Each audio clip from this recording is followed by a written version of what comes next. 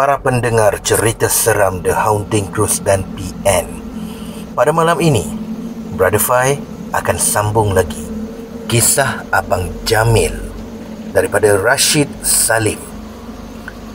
Pada malam ini adalah episod yang ke-8 dan juga yang ke-9.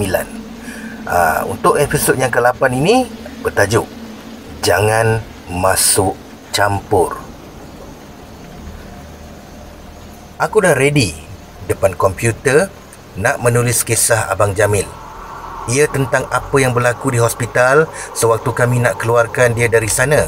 Jadi kali ni aku nak sampai kisahnya dalam bab seterusnya. Baru je nak menulis, aku dapat call daripada Kamal. Aku jawab call dia walaupun rasa agak terganggu. Kamal ni ganggu betul lah. Tapi tak mengapalah. Mungkin ada perkara yang penting untuk disampaikan.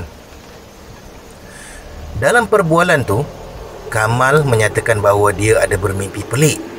Aku tanya dia, mimpi apa? Katanya, mimpi seekor makhluk yang badannya besar, ada tanduk. Lidahnya terjelir keluar, manakala berbola matanya merah. Menurut Kamal, Menurut Kamal itu adalah jin. Cuma dia tak beritahu jin apa. Boleh jadi dia pun tak tahulah kan. Malam-malam begini dia buat aku seriau aja. Aduh, anak bini aku semua dah tidur. Tinggal aku seorang saja depan komputer ni sambil menekap telefon di telinga sedang berbual dengan Kamal. Aku pun tanya dia dalam mimpi tu apa yang berlaku. Lalu dia beritahu Abang Jamil mengamuk dan makhluk tu tangkap dia dan masuk dalam tubuhnya. Maknanya selama ni bukan polong lah ya. Bukan Syed, aku rasa ni makhluk lain ni, bukan polong. Sebabnya masa aku try scan di hari tu memang tak dapat kesan. Rasanya kita kena cuba lagi sekali, ujarnya di hujung talian. Bagaimana? Soalku. Aku akan minta tolong pakcik aku, balasnya. Dia boleh ubati dari jauh ke? Kita cubalah, katanya. Maka Kamal mengatur janji temu bersama dan ingin membawa sekali Abang Jamil untuk berubat. Kali ini Abang Jamil mesti dibawa ke satu tempat. Aku semakin lama semakin tenggelam dalam misi menyelamatkan Abang Jamil ni. Kesihatan dia semakin lama semakin tenat. Aku khawatir ia semakin parah dan mengakibatkan sesuatu yang buruk terjadi. Pada malam tu, aku tak dapat nak tidur kerana memikirkan apa yang dikatakan Kamal. Tidak aku jangka pintu rumah aku diketuk. Siapa yang main ketuk malam-malam buta ni? Aku pergi ke pintu. Bunyi ketukan lenyap. Perlahan-lahan aku intai dari sliding door. Tak ada sesiapa pun depan pintu rumah. Pelik juga aku rasa. Aku pun tak jadi buka pintu. Sebaik saja aku berundur, sekali lagi bunyi ketukan pintu mula kedengaran. Bulu roma aku merinding. Aku kembali semula ke sliding door dan selak langsir. Tercegat imej putih depan aku. Terpelanting aku ke belakang sebab terkejut. Cepat-cepat aku baca ayat kursi sebagai pelindung diri. Tidak semena-mena aku dengar suara orang yang aku kenal. "Bang, kenapa bang?" Isteri aku berdiri di sisi. Aku pandang wajahnya dengan rasa gugup. Aku telanai liu. Tadi abang nampak hantu," kataku. Isteriku berkerut dahi. "Itulah bang, banyak sangat tulis cerita hantu sampai nampak yang bukan-bukan." Balasnya. Dia pun terus ke dapur. Aku melepaskan keluhan berat dan bangun masuk ke bilik membawa perasaan cuak. Bila aku buka pintu, aku nampak bini aku terbaring di katil. Ketika tu, rasa kecil je kepala aku ni. Seluruh tubuh menggigil. Isteri aku jertuh. Dan tadi tu siapa? Aku gosok-gosok laju biji mataku. Aku bimbang semua ni hayalan. Otak aku mungkin tak betul dah ni. Aku WhatsApp Lela. "Lela, kau dah tidur ke?" tanyaku pukul 1 pagi. Lela masih online masa tu. "Aku tak dapat tidur. Ada benda usik aku," balas Lela. "Benda? Hantu, jawabnya. Sama dengan aku. Aku kena usik juga ni, jawab aku pula. Lela pun balas balik. Menurutnya ada hantu putih berlari-lari dalam biliknya. Dia dengar suara mengatakan jangan biarkan mereka masuk campur. Lela bertanya kepada aku tentang siapa mereka. Mungkinkah dimaksudkan aku dan Kamal? Hantu hantar pesanan melalui Lela. Aku keliru. Syed, aku rasa benda yang rasuk Abang Jamil ni bukan sebarangan lah. Ni ilmu hitam yang nak mematikan, kata Lela. Matikan siapa? Kita semua. Apa kita nak buat? Tanyaku seterusnya. Lela offline. Dia tak balas lagi. Aku tak tahu apa yang berlaku padanya. Rasa takut aku masih ketara. Lela cakap ia berkenaan ilmu hitam. Memang aku tak boleh tidur lah. Celik mata aku ni, toleh kiri kanan, tak senang jadinya. Aku tahan rasa nak kencing sampailah ke pagi. Saudara, episod yang ke-9 bertajuk Abang Jamil mengamuk lagi.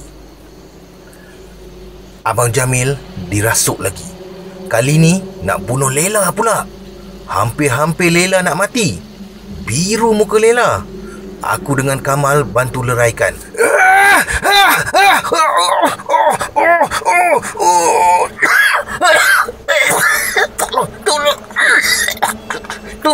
Tolong. Tapi kuat betul cengkaman tangannya.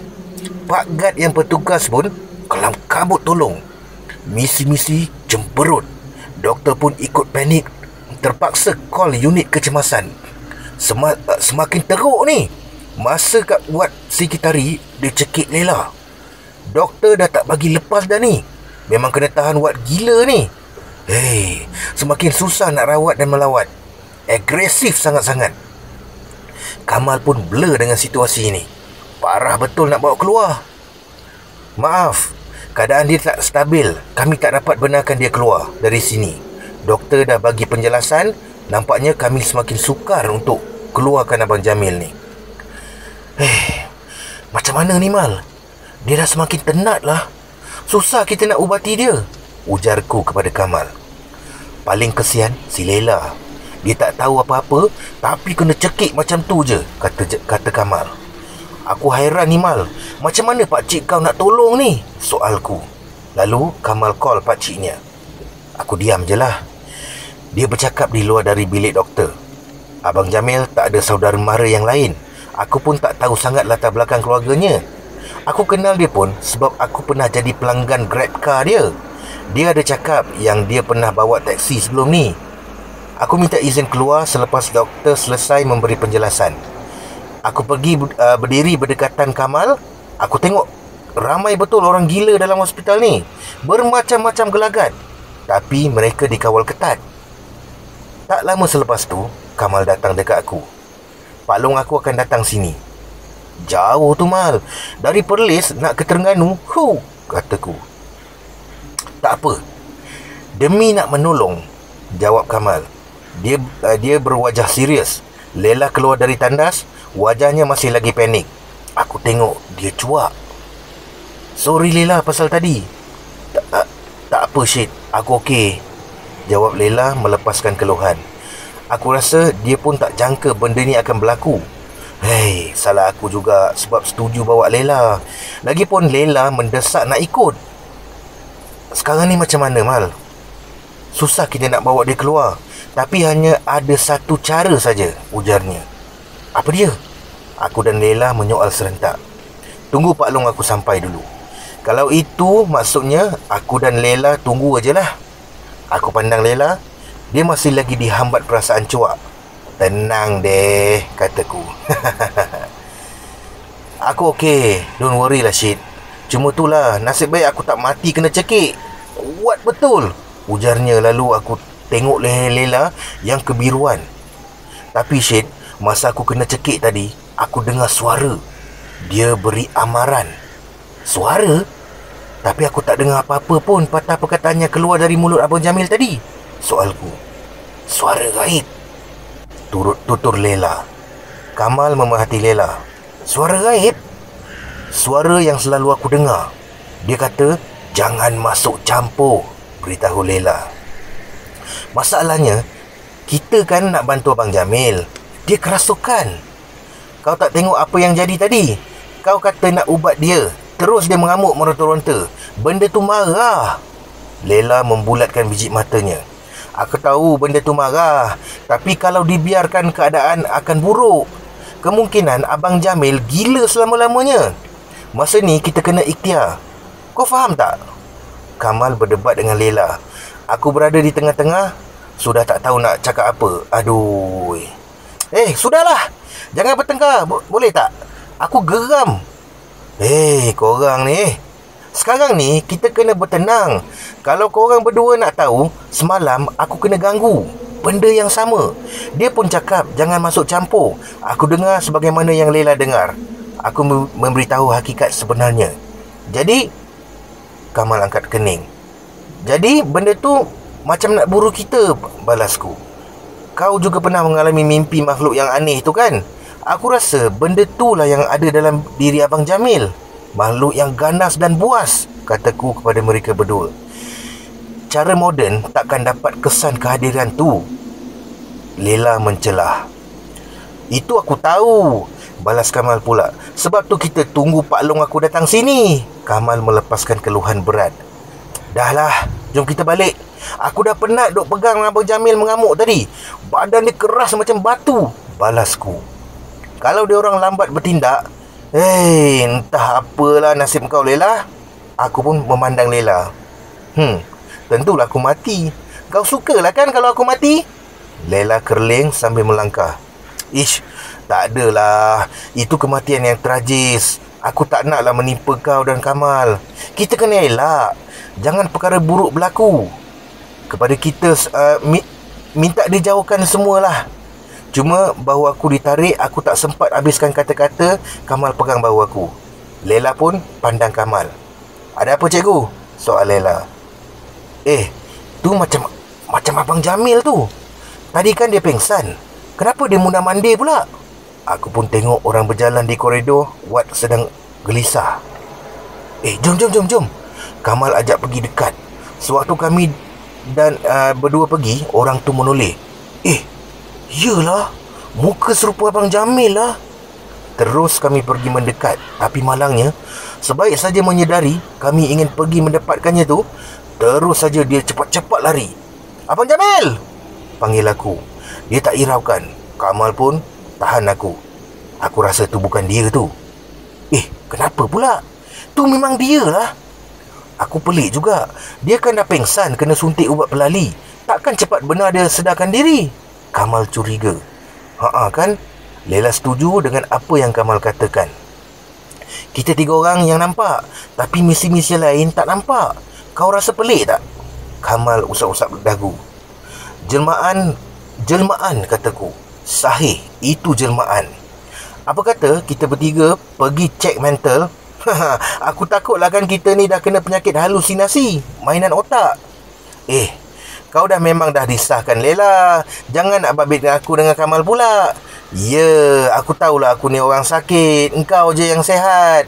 Aku rasa Lela tersinggung agaknya. Sorry lah Lela, aku minta maaf. Aku pandang Kamal. Dia masih memerhatikan dekat tempat tadi. Kenapa Mal? Aku ternampak Abang Jamil dekat tiang tu. Dia senyum sengit seolah-olah menyindir. Lepas tu hilang, ujarnya. Dahlah, kita baliklah. Boleh jadi kita ni penat. Aku sekadar nak menyedapkan hati. Kemudian kami berangkat pulang. Kali ni kami gagal untuk membawa Abang Jamil keluar dari wad dek tindakan agresif Abang Jamil secara tiba-tiba. Aku rasa benda tu memang sengaja nak Abang Jamil lama-lama di wad.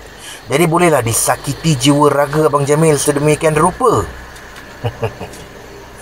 Baiklah saudara, kita akan bersambung pada episod yang seterusnya pada masa akan datang. Di sini Rashid Salim ada membuat pesanan tempah buku buruk untuk lebih seram di nombor 017 919 3204. Sekian.